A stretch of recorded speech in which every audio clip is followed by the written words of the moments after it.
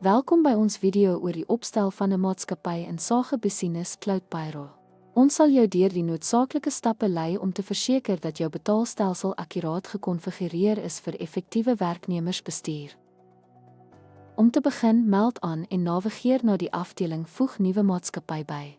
Hier moet jy jou maatskappynommer en naam invoer om die opstelproses te begin. Gaan na stap 2, Siklus besonderhede oortjie. Klik op die Siklus besonderhede oortjie of kies volgende in die onderste regterhoek van die skerm. Voer die siklusnaam in en kies die toepaslike betaalsiklus, maandeliks, tweeweekliks ens. Stap 3, pas instellings aan, los statutêre uitsluitings soos eif en stil ongemerk tensy nodig.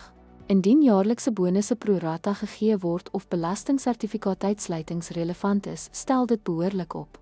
Stap 4, stel jou maatskappy op, klik volgende vir databewaring instellings. Gaan die besonderhede na en kies dan voltooi.